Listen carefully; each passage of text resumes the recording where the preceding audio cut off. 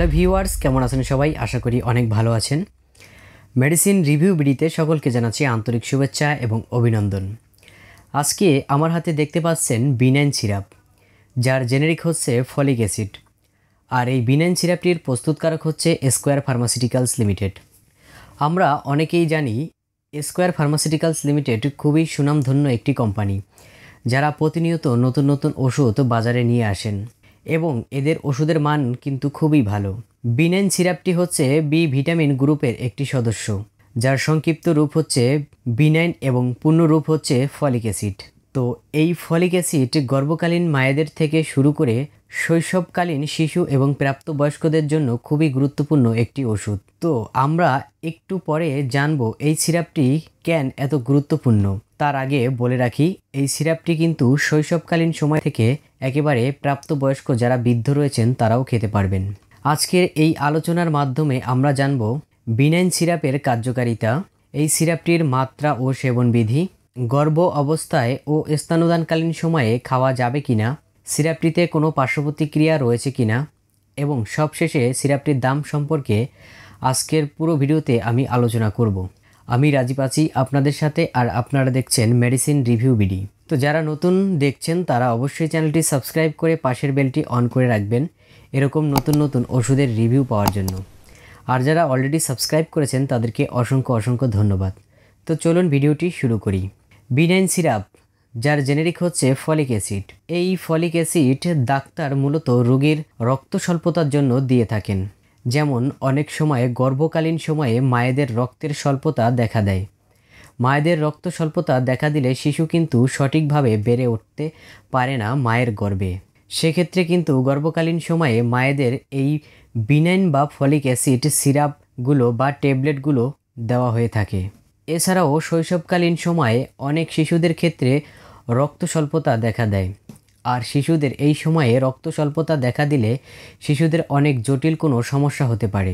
যেমন শিশু সঠিক পরিমাণে বেড়ে ওঠে না, শিশুর বিকাশের অবনতি ঘটে, শিশু পুষ্টিহীনতায় ভোগেন, যার ফল হতে পারে খুবই ভয়াবহ এবং মারাত্মক। এজন্যই ডাক্তার শৈশবকালীন সময়ে এই বিনাইন সিরাপটি শিশুদের দিয়ে থাকেন। এছাড়াও কিন্তু প্রাপ্তবয়স্কদের যাদের শরীরে রক্ত স্বল্পতা দেখা দেয় তারাও কিন্তু এই সিরাপটি খেতে পারেন, কারণ ফলিক অ্যাসিড আমাদের শরীরের জন্য খুবই উপকারী একটি উপাদান। এই সিরাপটি আমরা কিভাবে খাবো, মাত্রা ও সেবনবিধি। শিশুদের ক্ষেত্রে দৈনিক 5 থেকে 15 মিলিগ্রাম অথবা 1 চামচ থেকে 3 চামচ পর্যন্ত খাওয়া যাবে। আর যারা প্রাপ্তবয়স্ক রয়েছেন দৈনিক 10 থেকে 20 মিলিগ্রাম অথবা 2 চামচ থেকে 4 চামচ পর্যন্ত খাওয়া যাবে। তবে মাথায় রাখতে হবে এটা কিন্তু দৈনিক একবারই খেতে হবে।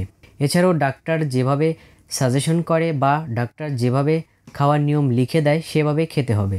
এখন আসা যাক গর্ভাবস্থায় ও স্তন্যদানকালীন সময়ে খাওয়া যাবে কিনা। হ্যাঁ, অবশ্যই এটি গর্ভকালীন সময়ে ও স্তন্যদানকালীন সময়ে সম্পূর্ণ নিরাপদ এবং এই সময়ে এই সিরাপটি তাদের জন্য খুবই উপকারে আসবে। তবে গর্ভকালীন সময়ে এই সিরাপটি খেতে হলে অবশ্যই ডাক্তারের পরামর্শ নিয়ে আপনারা খাবেন, কারণ গর্ভকালীন সময়ে কোনো ওষুধেই ডাক্তারের পরামর্শ ব্যতীত খাবেন না। এরপর যে আলোচনার বিষয়টি সেটা হচ্ছে বিনাইন সিরাপটিতে কোনো পার্শ্বপ্রতিক্রিয়া রয়েছে কিনা। ফলিক অ্যাসিড সাধারণত শোষণীয়, তবে যাদের এই ওষুধের কোনো উপাদানের প্রতি অতি সংবেদনশীলতা রয়েছে তাদের ক্ষেত্রে নির্দেশিত নয়। এরপরে যে আলোচনার বিষয়টি হচ্ছে এই বিনাইন সিরাপটির দাম কত এবং কোথায় পাওয়া যায়। এই বিনাইন সিরাপটির দাম কোম্পানি নির্ধারণ করেছে 50 টাকা।